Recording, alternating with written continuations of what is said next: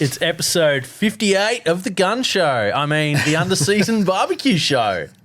Got the short sleeves on. Hey, I've got the Ernest Cervantes brisket shirt on. What are you wearing? Mate, I'm wearing a crop top. It looks a bit short. Stand up for a sec. What happens if you put your arms up? You see my tummy.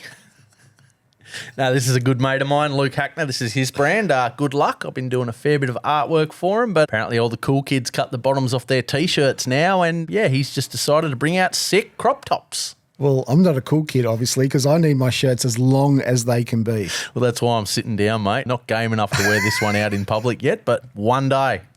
Who's doing our intro this week? Oh, it's got to be someone barbecue royalty, doesn't it? Maybe two of them. What? This is Bill Dumas, otherwise known as the Sausage Sensei, coming to you live from Texas Monthly Barbecue Fest, right here in beautiful Lockhart, Texas, with my good friend Willie T. That's fucking Willie T to you. And you're watching the Under-Season Barbecue Show. That was too cool, bro.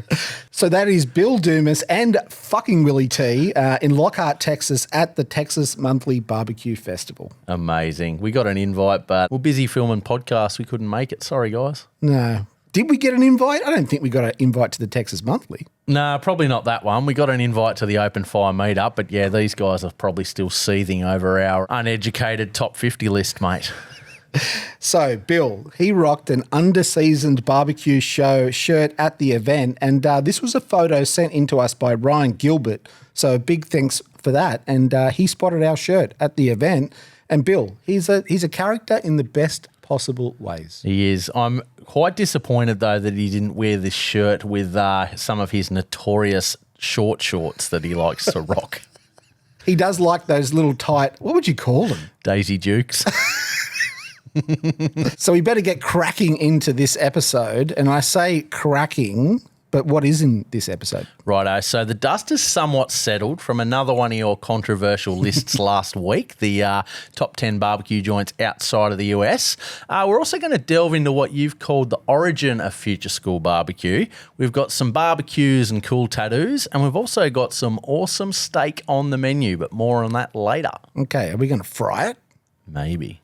Don't give it away. They've got to get to the end of the episode, bro. Let's crack into it. Let's go. You got your boy Stale Cracker here, and you're watching the Unseasoned Barbecue Podcast. Let's get it, dude. Stale Cracker. I thought he said stale crackhead. So you know what he reminds me of? He reminds me of if Guy Fieri got lost in the Louisiana swamps for like 20 years. That's Stale Cracker. And had a baby with Turtle Man.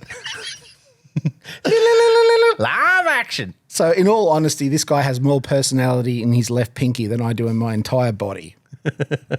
Big thanks to Luke, who was out there representing Australia at ours Open Fire meetup, for getting us that video with Stale Cracker, who's a massive superstar, by the way. And we were there too. Somewhat. Sorta. So we got our top 150 most influential people in barbecue poster done up by Al, had our mugs on it and everything, and it was hung up in Hondo, Texas, and anyone who was there that was on our top 150 got to sign this. That's super cool, man. Do you reckon it'll ever make its way back over here, or is that Al's now? No, I think Al could probably take it around everywhere he goes until it's finished. So I reckon we make this a project for Al. He's got to get this finished. Bloody oath. I'll even sign under my mug. Look, well, we're not on the list. We are. Well, we're at the top, but when we didn't make the 150. Not literally at the top, but Greg Rempe's at 143. Now, if Greg Rempe's at 143, that would make us like 670 or something. Oh, I'm happy with that, mate. Top 1,000, baby.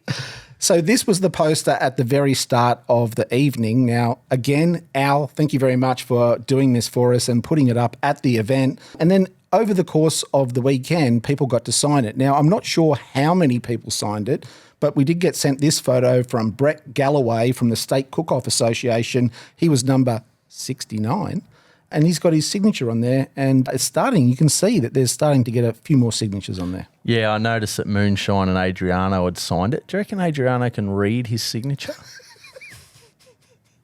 What does it say? Let's get on with it. Let's get on with the dishes of the week. Sorry you had to sit through all that. But again, thanks to Al, we were at the Texas Open Fire meetup in spirit. That's it. And if you haven't heard of it, check it out. It's an absolute visual delight. The best of the best barbecue influencers and cooks were there, and amazing things went down. So check it out. Did you get FOMO? So much FOMO. I had like the Open Fire meetup and the Iron Gate Tattoo Convention on the same weekend, and I'm pretty sure I just stayed home and mowed the lawns. Moped. Yeah. Just stayed off my phone. Did you have a barbecue jetpack on with a rotisserie? I didn't. Dishes of the week. Let's crack into it. This is where we eat vicariously through the screen here, and we're starting off with a bang. This is Bark Barbecue from Brooklyn, New York, and they specialize in Dominican flavors cooked with Texas techniques, and this is a smoky, slow-cooked carnitas sandwich. Yum. They say barbecue perfection in every bite, and it is a visual delight of colour, but also too that meat looks special. So good. It looks so smoked all the way through, doesn't it? So I was so impressed, I asked them for some more information. Now they take brisket trimmings. They then confit them in tallow with garlic and sour orange. Wow. Wow. Yes, please. And then when they make this burger that we're looking at, they add sweet plantain, aka banana, and queso frito, which is basically fried cheese, and then they add pickled onions, and I don't know what that sauce is on top, but I want to bathe in that. It's almost like a chimichurri crema, isn't it? Pretty cool, hey? So delicious. Yeah, but that's one of the best, most creative-looking barbecue-inspired burgers I think I've ever seen. Oh, mate, you would just wear that. Wear it. Yeah, you would, the way you eat. I'd buy two and put one in my pocket. Now, if that wasn't good enough, Bark Barbecue. It was started by Ruben Santana. He's a Queens native and Dominican descendant, and they launched in the summer of 2020. They started as a backyard pop-up doing Texas-style smoked meats, and I'm guessing during COVID they started, I think, so 2020, about COVID time. So they started in their backyard, and then they opened the restaurant in 2022. So it's still relatively new, but this is barbecue as good as it gets. Yeah, I mean, these guys can definitely hang. That looks spectacular. So Brooklyn, New York, pretty cool. Check it out. Here's another one. This one was sent in by our friend Sam Cross from the Cross Kitchen on Instagram, and he says, wrapping Indian takeaway in puff pastry makes it 100 times better. Please tell the world. Just burn himself, but yeah, I mean, Indian takeaway, I reckon the next day it's even better. So you're taking that amplified leftover, putting it in a pie, fucking win, bro. Do you remember Sam? He sent us the pie that fell apart. The pie soup, yeah. Correct. I thought that was him, yeah, because it was the same technique, but he needs to get himself a proper pie pan and stop risking it with the one where the sides just fold out. But nah, he's nailed it this time. That's pie redemption, baby. So he's not mucking around here. He's got what looks to be a large family of takeaway Indian dinner containers, like a big order, but he's used Indian rice or two types of Indian rice, butter chicken, dansak, mango chutney, hot sauce, and a raita, and he's put it all into puff pastry to create an Indian pie. Bloody good times, mate. It's sensational, isn't it? I'm into it, bro. What do you think all that raw white onion is at the bottom there? Is that like a dipping onion? It could be. It could be there for presentation value. But, yeah, I would have pickled it myself or just thrown it in the pie. But, I mean, it's still good. Yeah. Well, if you like Indian and you like pies and you like pastry. And you like onion. A lot of onion. No, I'm into it. I'm inspired. I wonder that's what we can nearly do. We challenge everyone out there to use whatever takeaway leftovers you've got in a pie, like fucking pepperoni pizza pie, leftover pad thai pie, stuff like that. The crazier the better. Send it in. There's not much that puff pastry doesn't make better. That's it. I'm into it. Let's move on here. What's this? This looks to be like a stingray's wing. It looks pretty tasty. It does. It looks cooked perfectly with a beautiful salsa verde or something on it. So it was posted by Educational Air, and he says this is homemade skate, a greedy portion for one served with, you guessed it, a salsa verde. Yum-y. Have you eaten much skate? I have. It's not sort of the first thing you'd go and cook yourself up, but if it's available, it's definitely worth a try. So we featured it probably a couple of months ago now, where some guys actually did like a pulled stingray, almost like a pulled pork, because it is that really stringy texture. Yeah. It's funny you should say that because I looked into it. He says, I cook it once a week. It's best started in a frying pan, both sides, and then I finish it in the oven. It pulls away from the bones very easily, leaves all the bones behind, and you get a lot of fish, is what he says. Yeah. But skate is not something I've eaten a lot of personally, and I think a lot of people, they kind of refer to it as like fish noodles. Yeah, right. Because the meat kind of pulls from the bones and it's a bit noodly. Yeah, cool. So it's probably pretty good for a pulled fish. Yeah, I reckon. I don't think all types of stingrays are edible though, so you've probably got to find the right ones that, you know, do cook up pretty well, but give it a crack. Let us know. Smoked stingray would be the go-to. Yeah, if you've got a stingray recipe or a skate recipe, let us know because this is somewhat accessible for us. So I would love to give it a go. Yeah, bloody oath, mate. Cool. Let's move on. What about this one? What does this look like to you? Looks like a very rare steak. Well, it's beef ribs. What? It's rare beef ribs. Okay. And it's not even rare. That's actually cooked. No, it's not. Okay, so this one was sent in to us by Isaiah Cooks Meat. He's got a great YouTube channel. And he says, I thought you guys might enjoy this. I smoked beef ribs and then sous vide them for 100 hours. Jesus. It's a while. I mean, you've got to do some crazy shit on YouTube to get your videos noticed these days. So maybe that's where the 100 hours comes from. But he says he seasoned them up, tick, like we're looking at a picture of some really well-seasoned beef ribs here. He said he put them in the smoker for 3.5 hours. That's probably enough to get them some sort of bark. I only cooked my beef ribs for 5 hours. So 3.5 hours probably gets them at least somewhat barky, right? And so up until now, it all kind of looks legit. So then he puts it into a cryovac bag and into the sous vide for 100 hours. Yeah, right. It's weird that he smoked them for 3.5 hours because, I mean, that's usually around the time that you'd potentially wrap them if that's the way you were cooking. And there should be a bit of bone pullback and a bit more bark, I'd think. So he's either gone not that long or very low. Yeah, there's something a little bit amiss here, and I'm not quite sure what it is, but this is the video at the end here. And what we're looking at, I mean, it looks raw, but it's obviously cooked. It doesn't seem to have any pull-apart texture whatsoever. It looks more like a very rare steak.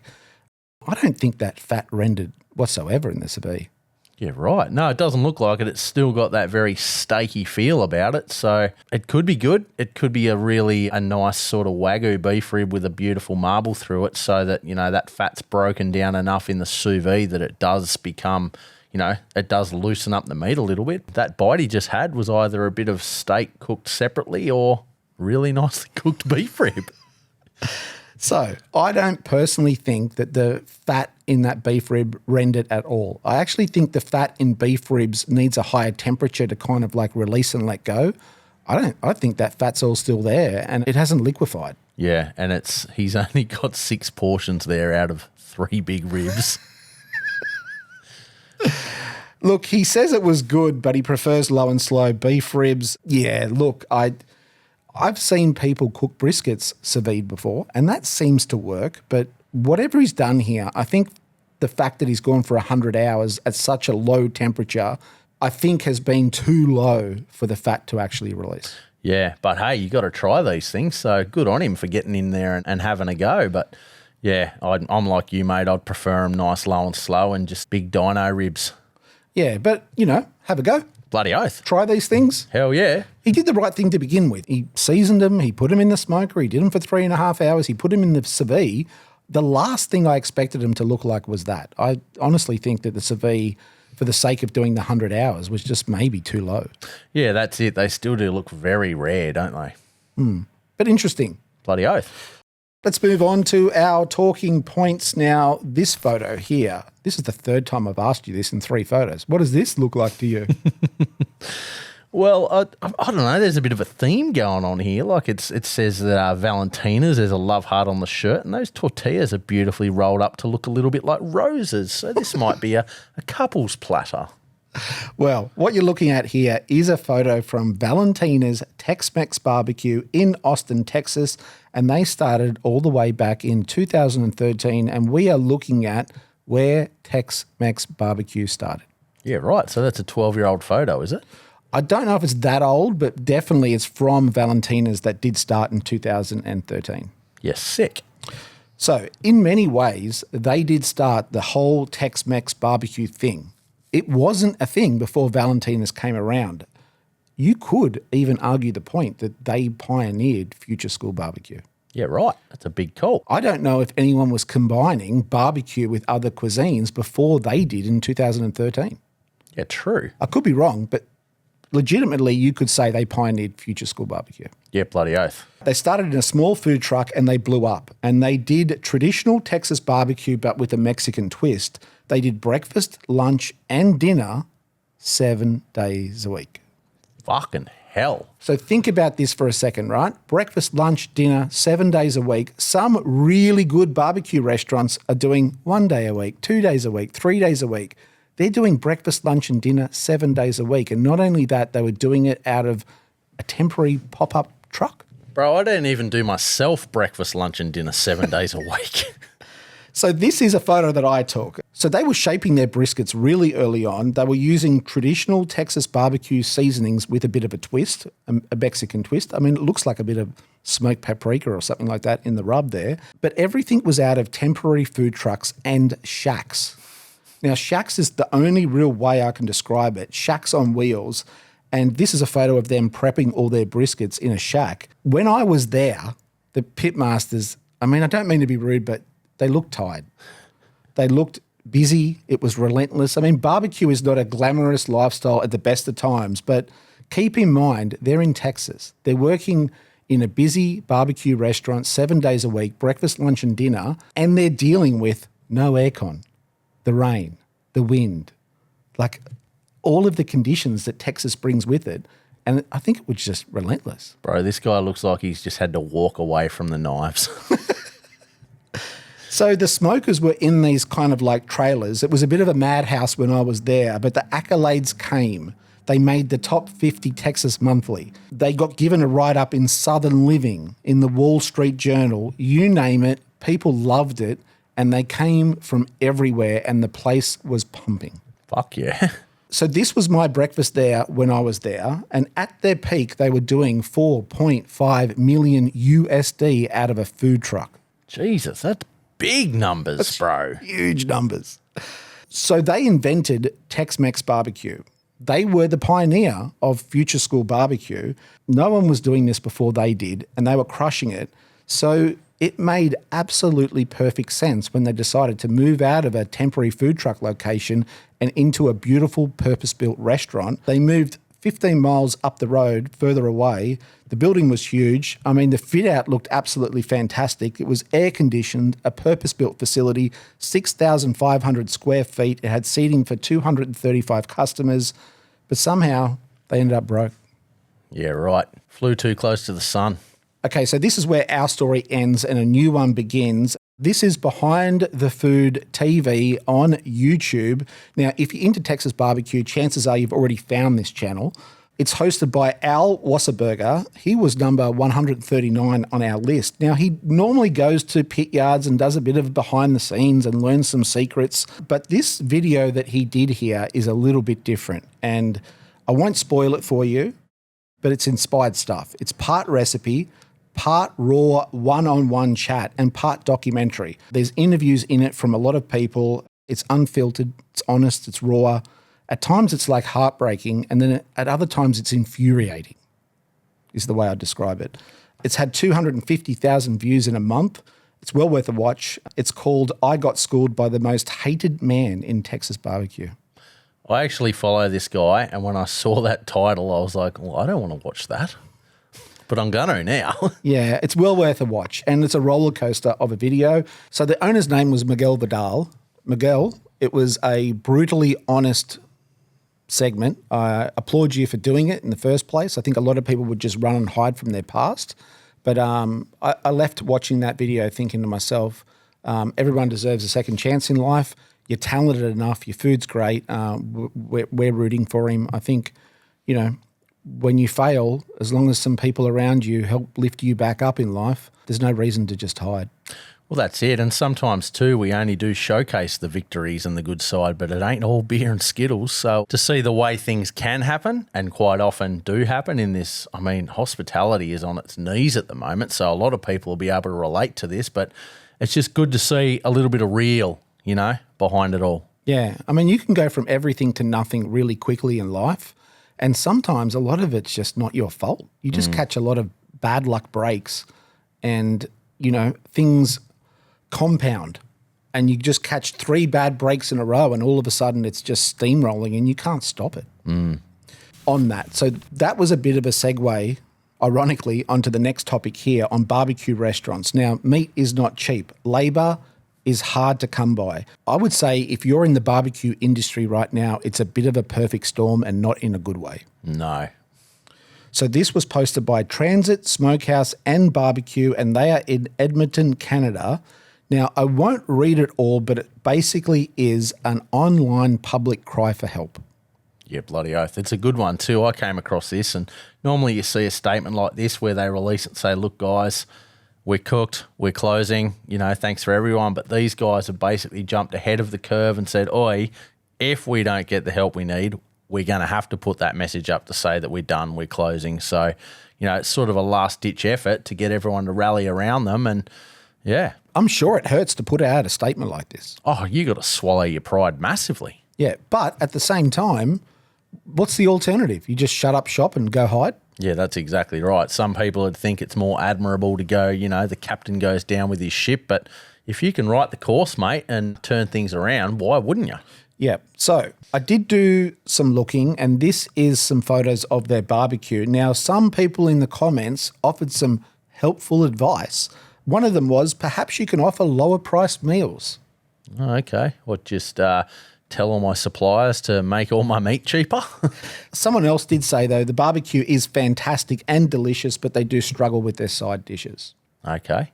So, Transit, Smokehouse and Barbecue. It's housed in a historical building that's been serving food for 117 years.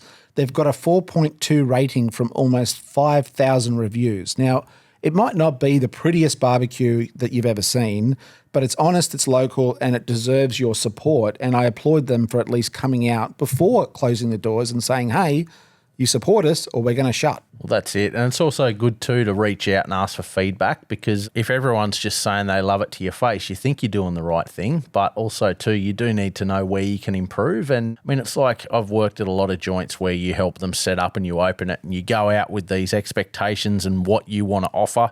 But your demographic, they will start changing what you should be doing, because not everyone wants the product you want to sell. Like, you have to bend a little bit, just to make sure that customer comes back, because everyone's got options, but not a lot of money to spend. Yeah. So on that, here's the real issue.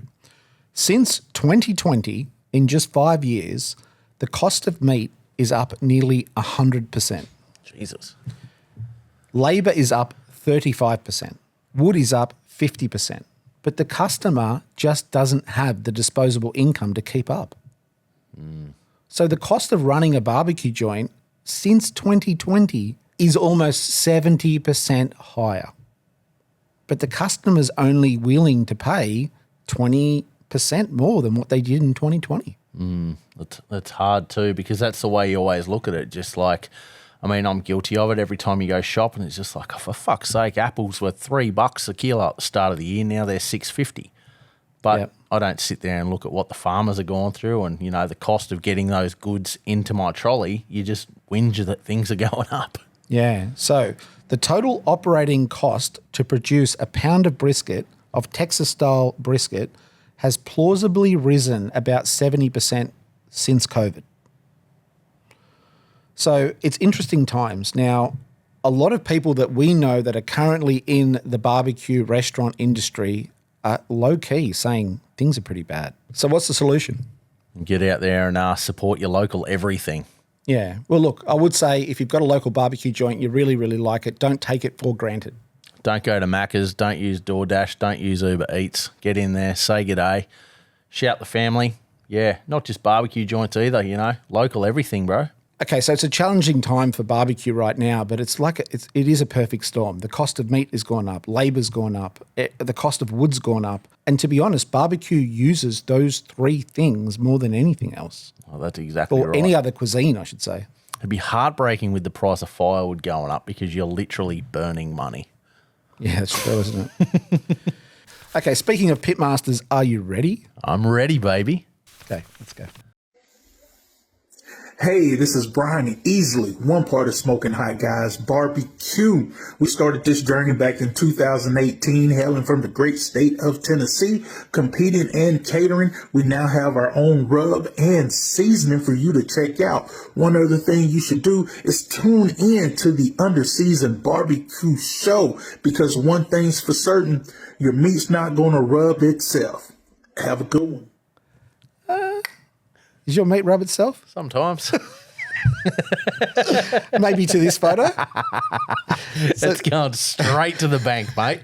So this is Brian from Smoking Hot Guys Barbecue, and he sent us in some hats. Now, I'm wearing one of his hats, and he also sent us in some rubs and sauces. Oh, lather me up, baby. Yeah, so a big thanks for doing that. We're looking at a cool photo of a rather large Pitmaster in a bathtub with a whole heap of pork ribs. Yeah, bloody oath, mate. No wonder the price of barbecue's gone up if you can afford to do that with your ribs. He's having a bit of me time. Meat time. So he also sent us in this video. Let's watch. So let's go ahead, check out these turkey legs, see if they fall off the bone.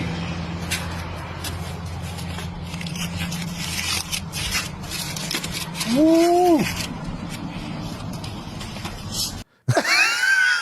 Did you catch it at the end there? So he just burnt the shit out of his hand trying to show us this fall off the bone turkey legs here. Now, recently, the team from Smoking Hot Guys Barbecue, they won the Sponsor's Choice Award for this dish, and I think it looks like turkey legs to me. So he's at the Hendersonville Pig Fest cooking turkey legs with stuffed potatoes, and it's surrounded by, what is that? Well, barbecue's sweaty work, mate, and we've seen that they're big boys, so the best way to refresh yourself is with some dude wipes. Hey, dude wipes, if you want to get into Australia, we know some guys that can talk you up. Send the check.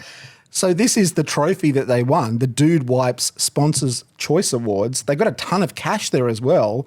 And the sponsor, Dude Wipes, you might remember a couple of episodes ago, we did a bit of a feature and they built a toilet bowl smoker. Do you remember that? Did, yeah. TMG Smokers built Dude Wipes. They called themselves the shit for a reason.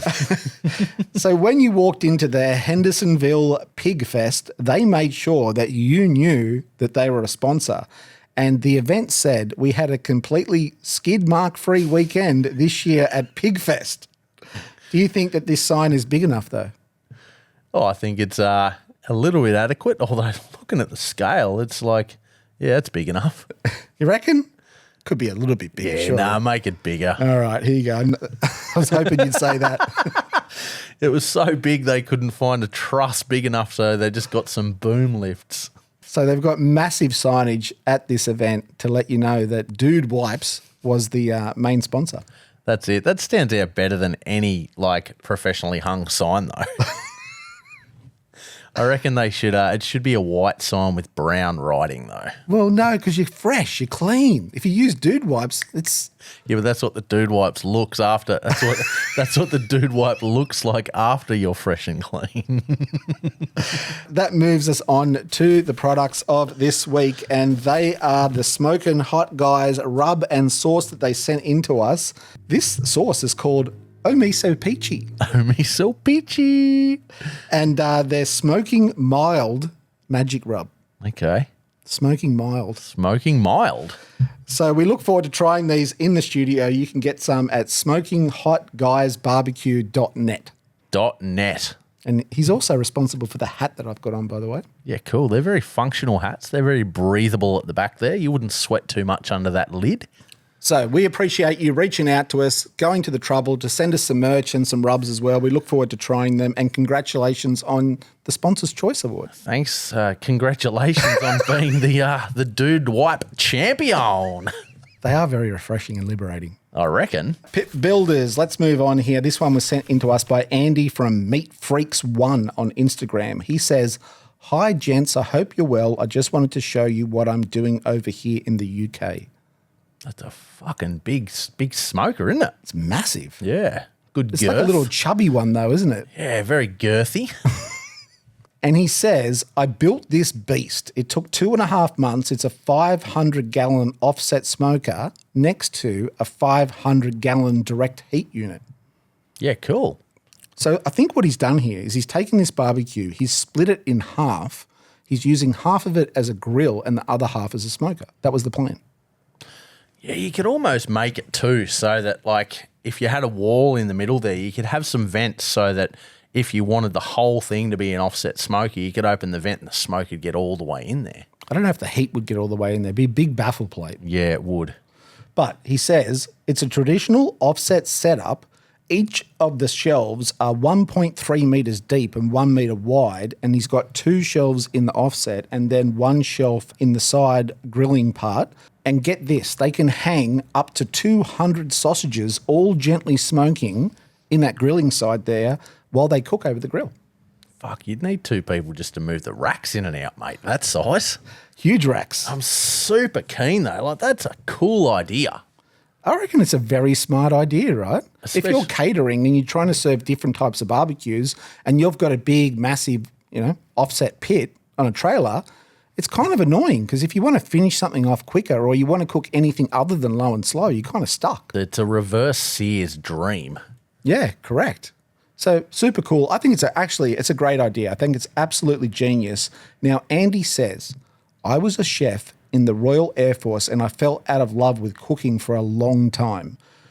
But we have just broken into the UK barbecue scene. Things are just getting bigger and bigger and we're doing some big, bold flavours." Yeah, bloody oath. That's awesome. It's good when you find your passion again. Yeah, he looks like he's enjoying himself. He definitely does. And look, I'm sure when you're cooking for, the Air Force, it's probably pretty mundane. It could be. It's pretty much just protein and carbs, isn't it? Yeah, but he says we're getting more involved with whole cut, whole animal cooking. We've got big plans for some epic cooks. We're looking at a photo of him next to what looks to be, half a pig? Half a hog, yeah. Andy, thanks for sending that in to us. I think it's really cool to see people rediscovering a passion for food in barbecue, like the thing that we love. Yeah, that's it. I mean, passion translates through your cooking, so it's a beautiful thing. And I do think when it comes to barbecue, what makes it so, liberating, refreshing, different, new, is the community. It's the people that you hang out with when you cook barbecue. Yep, 100% it is. And it's always good too, even like if you ever have people come around and if you're responsible for like your guests' first ever try of barbecue, that can be a beautiful thing too, opening their eyes to what's out there. And it's all about that community and that interaction. And especially with live fire stuff too, it's the visual appeal and that sort of thing. And, just the responsibleness of finding out where your meat's coming from and, not just going to the supermarket and slapping something on the barbecue, a lot of the processes and the steps are thoughtfully, prepared. Yeah, I just think there's so many more layers to it that make it interesting. And then the community that surrounds it are also interesting people. Yeah, that's it. You've only got to go in and talk to your local butcher and, get their chin starting to wag about the sort of stuff you're interested in and you'll forge a relationship pretty quick. Yeah. Okay, on to interesting characters. Bit of art by Sigh. Ooh, look out. What have we done this week? All right, this is Al Fragoni's Open Fire Meetup, and you created one of what I would call the most iconic designed T-shirts you've done yet. Well, I was actually hit up by Al to do this probably 4 months ago, and I just, for the life of me, could not come up with a concept that I was happy with because, Al's still a hero of mine. Like, even though he's a mate, I think very highly of him, so I couldn't just send him another bloody, event shirt, that sort of thing. And he gave me enough rope. He said, do whatever you want. I don't want you to copy what Meat Stock does out of respect, that sort of thing. I want it to be my own thing. And I didn't really have an idea up until a couple of weeks ago. Al put up a video where he did a tribute to Black Sabbath. Ozzy Osbourne's passing away.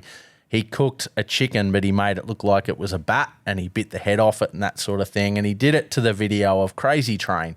So that's what I've done here. I've used a classic Ozzy Osbourne image of how he's reaching out like that, like he's the sorcerer, and Al is the Fuego wizard. And yeah, all the ideas sort of came to it. So I used some imagery during the event, and yeah, pretty happy with it. And got this one done just in time for it to make the print run. So these were available at the Open Fire meetup. So that's fucking cool. And again, I love your colour palette. Super simple, but really has a lot of depth to it. Yeah, it's been trying to simplify things a little bit now to bring the cost of printing down. I mean, I still love going all out doing full colour stuff, but because I knew this one was I guess we were limited by time, I sort of wanted to break this down into like a 3 or 4 colour. And yeah, these guys got printed up and available at the event. Rightio, super cool design you've done there for, I think we call him the Braveheart of barbecue, because when he calls, everybody comes, and the who's who of barbecue were there at his event. Well, that's it. That was actually part of the design brief we talked about. It's like you could almost go down the avenue that Jay said with the Braveheart of barbecue, and I was just like, firstly, I wanted to draw him with, like, instead of the Scottish flag painted on his face, the Argentinian flag, but then I was like, I don't want to do a blue T-shirt. But one day... we got some fan art. Yeah, this is sick. So this one was sent in to us by Paddy Claus, who goes by Beat Claus on Instagram, and he says, I always love how you guys cheers your food every episode.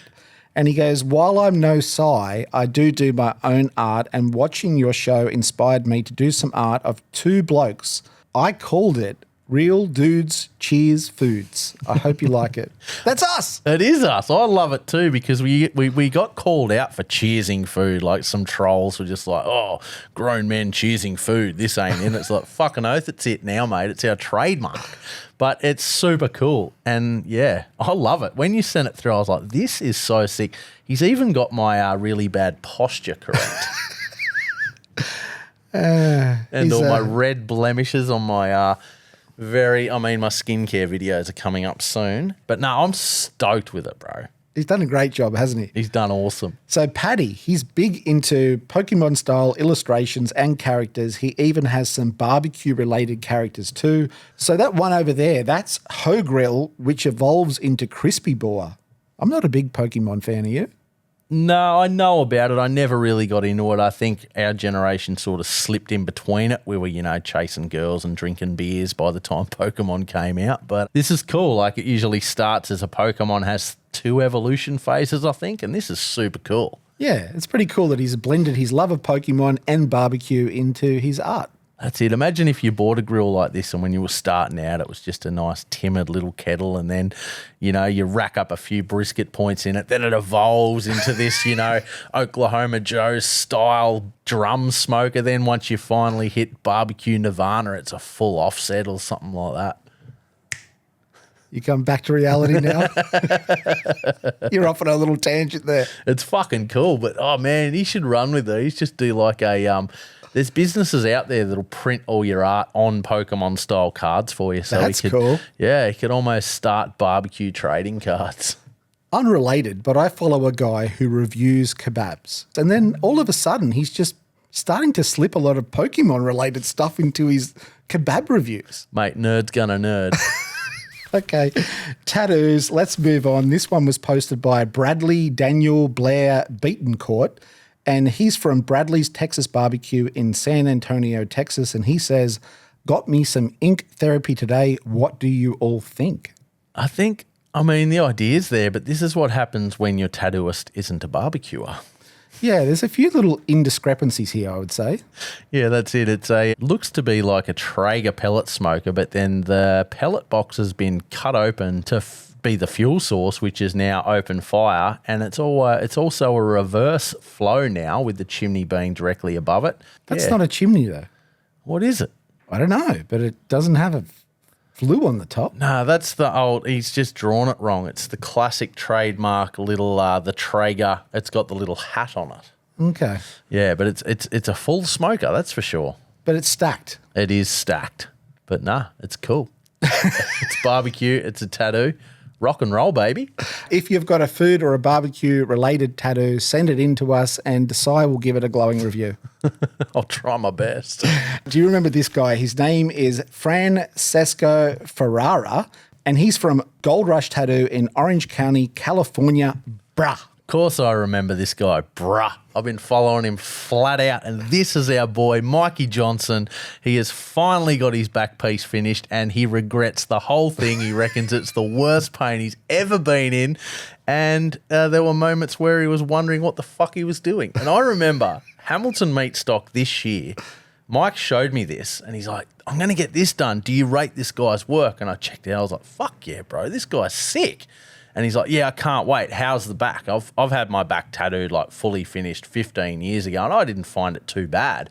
But after the first session, Mike messaged me and goes, dude, this is the fucking worst place I've ever been tattooed. He absolutely just gritted his teeth through this entire process. I think it was 6 sessions. You could tell what this tattoo is from across the street, like it's so bold and saturated. Like, it's in there. So you don't get tattoos like this by fluffy little shading and that sort of thing. Like, he is sending that ink, bro.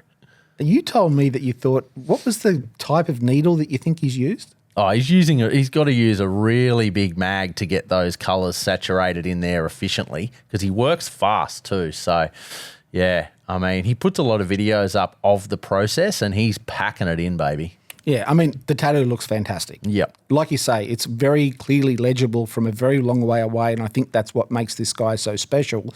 So his tattoos are amazing, but they don't tickle. No, but I mean, it's not as easy as it might look. Like, a lot of these sort of styles of tattoos, the subject matter is potentially a tattoo that should go on the top of the arm, blown right up and put on the back, which is about 6 times the size.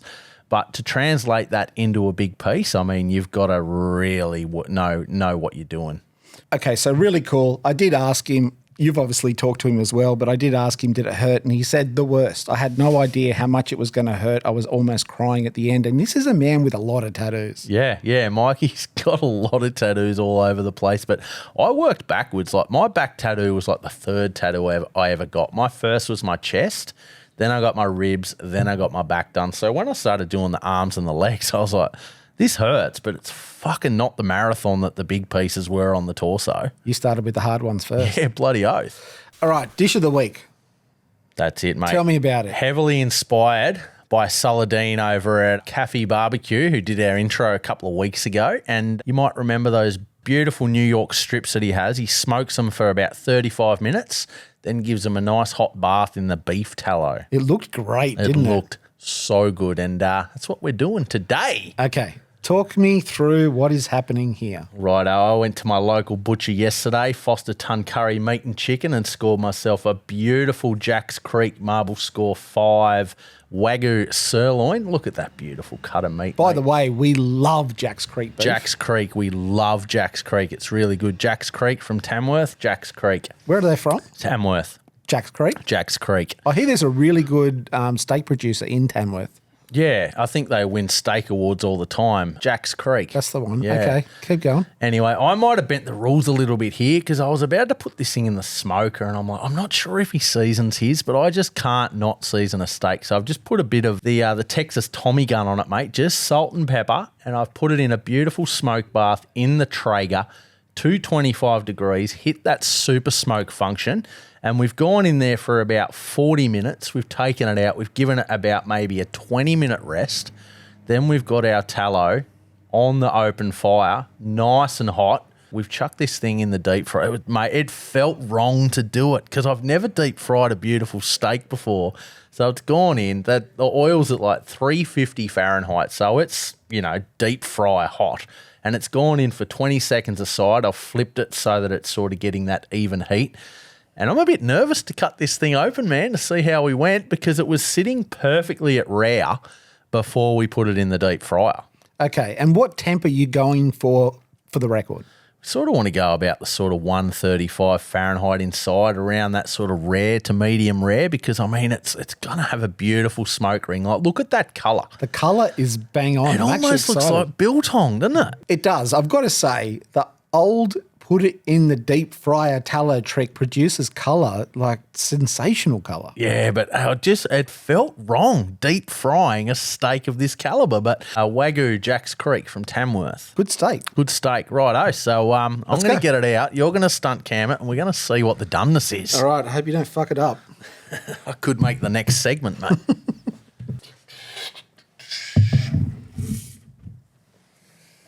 Jack's Creek. Looks the part. It does.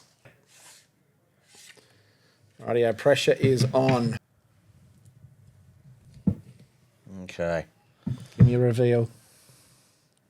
Oh, bro. Nailed it.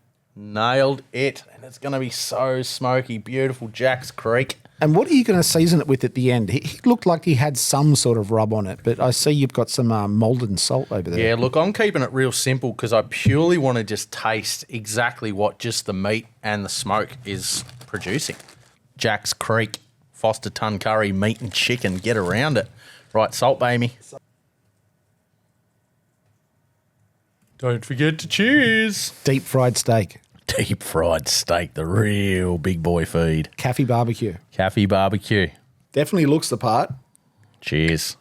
What is it? Real men cheers food? Real man cheers food, Jack's Creek.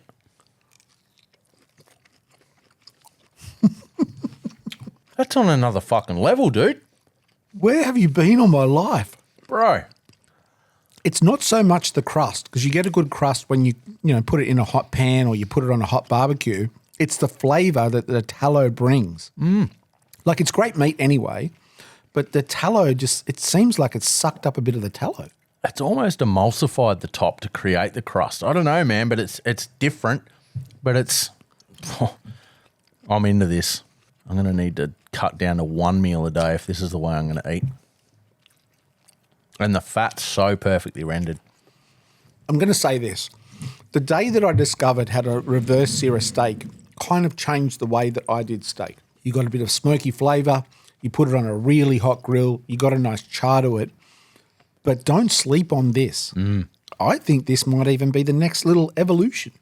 If you've got the ability to do it, give it a try for sure. Where'd you get all the tallow from, by the way? I've just sort of collected it over the years. No, it's a bit of a mix. To be honest, it wasn't 100% beef tallow. It was probably 50% of my own tallow from just doing briskets, but I've sort of topped it up with a bit of just super fry animal fat. So it's not 100% beef tallow, but it's still animal fat the whole way. Cafe Barbecue, thank you for introducing us to this technique because we think it's a winner. And can you let us know what is the seasoning that he puts on top? Even better, send us some. Yes, please. There's no tariffs if it comes our way. Let's wrap the show up with the fuck up of the week here. Now, this one was posted online, but there is no need to credit it. Okay.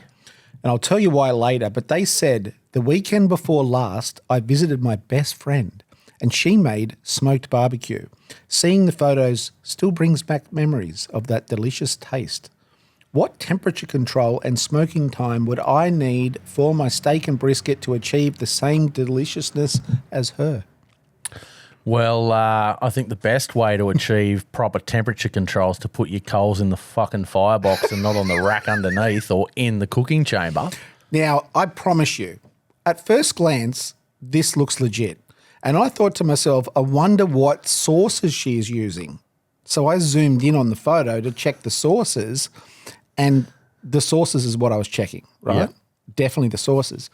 And that's where I noticed that the lit charcoal is actually sitting on top of the grate inside the barbecue. And it's also lit charcoal sitting on the grate underneath the barbecue. This is AI. Bloody oath it is. Could be an AI mashup of a few different images, but yeah, the large print giveth and the small print taketh away. So it's a barbecue catfish. Bloody oath it is. Yeah. And listen, honey, I zoomed in on the sauces, definitely. Because, I mean, what kind of sauces does she use? That's it. That's the secret to all good barbecue, not the technique or the style. It's all in the sauce. All right, that wraps up this episode. Bloody oath. If you've made it this far, we really appreciate it. We thank you. Give this steak a try. Not this actual steak, but the method anyway, because no one else but us is getting any of this. Nah, we're going to smash this. Yeah, bloody oath. But yeah, appreciate you guys. Like, subscribe, hit the DMs. I'm sure you got a lot of questions about last week's notorious fucking top 10 barbecue joints outside of America. But I mean, that's what we do. We like to ruffle feathers, and talking points are always a good thing to get under the belt. And yeah, I guess like, subscribe. See you next Tuesday.